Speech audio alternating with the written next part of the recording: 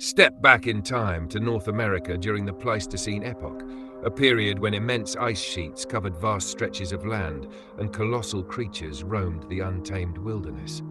In this exploration, we'll uncover 5 extraordinary megafauna that once ruled this ancient landscape.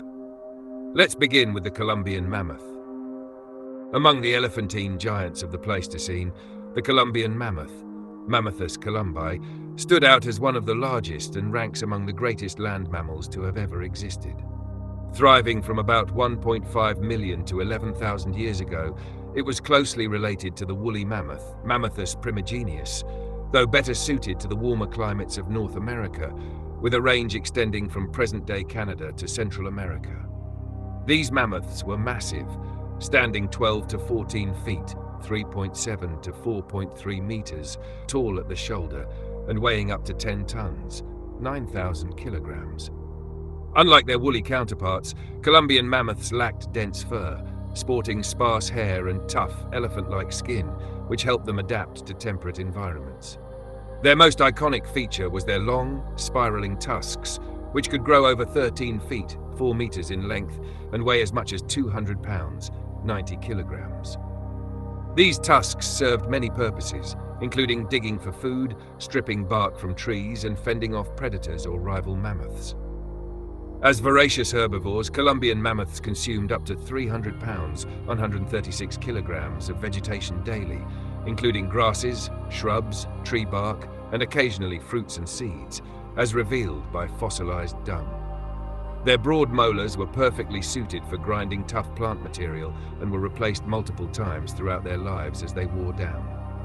Colombian mammoths thrived in open habitats like grasslands and savannas, where food was abundant, though predators such as saber-toothed cats posed constant challenges. American lion. The American lion, Panthera atrox, also known as the North American lion, was a dominant predator of the Pleistocene epoch, existing from about 340,000 to 11,000 years ago. Despite its name, it was not a true lion, Panthera leo, but a closely related species, sharing common ancestry with modern lions, tigers, and leopards. The American lion was enormous, standing about 4 feet, 1.2 meters tall at the shoulder, and reaching up to 12 feet, 3.7 meters in length, including its tail. Weighing as much as 1,200 pounds, 540 kilograms, it was nearly 25% larger than the modern African lion.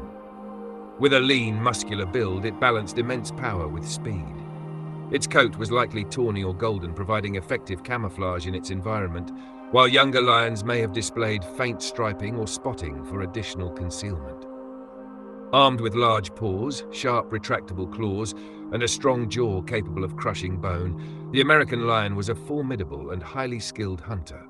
The American lion inhabited a variety of environments, from open grasslands to dense woodlands, and its range stretched from Alaska to Peru, showcasing its remarkable adaptability. It preyed on megafauna such as Colombian mammoths, bison, ground sloths, camels, and prehistoric horses. Fossilized remains of prey, marked by its teeth and claws, provide evidence of its hunting habits. Likely relying on ambush tactics, it may have used its strength and stealth to take down prey and possibly hunted in small groups to tackle the largest animals. In the predator-rich ecosystems of the Pleistocene, the American lion shared its environment with formidable rivals like saber-toothed cats, dire wolves, and short-faced bears. Although it was a dominant predator, fierce competition for food, particularly during times of scarcity, likely played a significant role in its eventual extinction. The giant longhorned bison, Bison latifrons. The giant longhorned bison was one of the most iconic herbivores of the Pleistocene epoch, roaming North America for hundreds of thousands of years. Often called the giant bison, it was a massive ancestor of the modern bison and one of the largest bovines to have ever lived. With horns that could span up to 7 feet, 2.1 meters, these impressive features were likely used for defense, competition for mates, and establishing dominance within herds. Standing 8 feet, 2.4 meters tall at the shoulder and weighing up to 4,400 pounds, 2,000 kilograms, it was significantly larger than today's American bison. Adapted to the expansive grasslands and savannas of Ice Age North America, its massive build and thick, shaggy coat allowed it to survive harsh conditions, including colder climates during glacial periods. The giant longhorned bison thrived in open habitats like grasslands, prairies, and woodlands, grazing on grasses and vegetation. Fossil evidence shows it ranged across much of North America, from present-day Alaska to the southern United States, adjusting its range in response to climatic changes during the Pleistocene. Particularly suited to glacial periods when grasslands dominated, its population likely contracted during interglacial periods when forests expanded and habitats fragmented.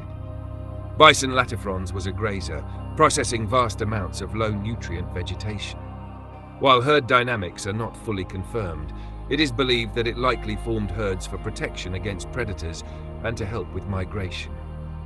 The horns of bison latifrons likely played a significant role in behavior, with males possibly using them in ritualized battles during mating season, similar to modern bison. These dramatic displays would have been a common sight on the plains, with two bulls locking horns in a test of strength and endurance. Giant short-faced bear, Arctodus simus.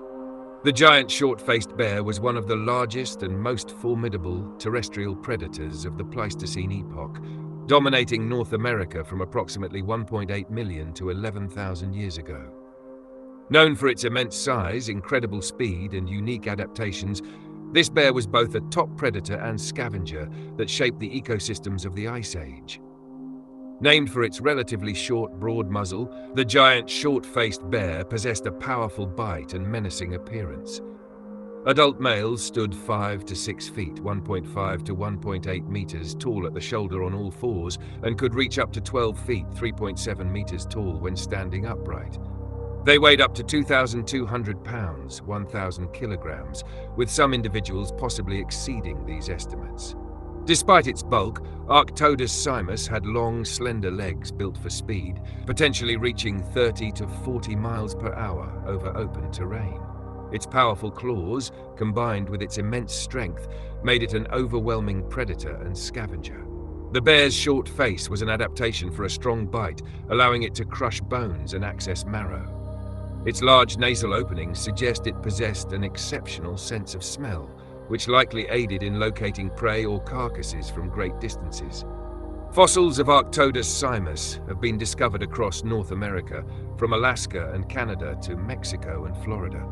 It primarily inhabited open grasslands, tundras and prairies, though it also ventured into forests and mountainous regions.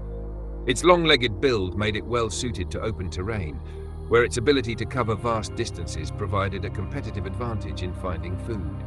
While omnivorous, the giant short-faced bear was likely a hypercarnivore, with a diet predominantly composed of meat. There is ongoing debate about whether it was primarily a predator or scavenger, but it likely engaged in both. As a predator, it may have hunted large Pleistocene herbivores, such as bison, camels, and even juvenile mammoths. Its speed and strength enabled it to ambush or chase down prey. As a scavenger, its sheer size would have allowed it to intimidate predators like saber-toothed cats and dire wolves, taking over their kills. Stable isotope analysis of its bones supports the theory that it consumed a high-protein diet, consistent with that of a top predator or dominant scavenger. The dire wolf.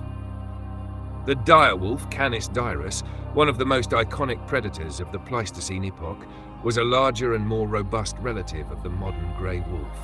Roaming North and South America for hundreds of thousands of years, it thrived in ecosystems dominated by megafauna. Standing about 38 inches, 97 centimeters tall at the shoulder, and weighing between 110 and 175 pounds, 50 to 79 kilograms, the dire wolf was built for power rather than speed, with a stocky frame and massive jaws capable of delivering bone-crushing bites. These adaptations allowed it to prey on large herbivores like bison, horses, and juvenile mammoths, as well as scavenge carcasses.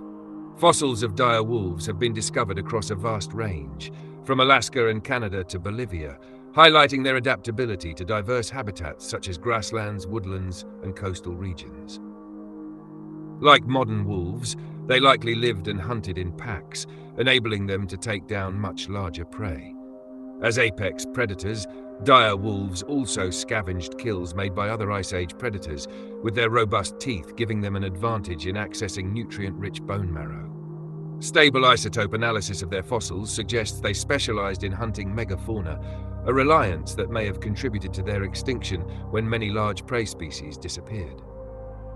One of the richest sources of dire wolf fossils is the La Brea tar pits in Los Angeles, which have preserved the remains of over 4,000 individuals. These fossils provide invaluable insights into their anatomy, behavior, and ecology.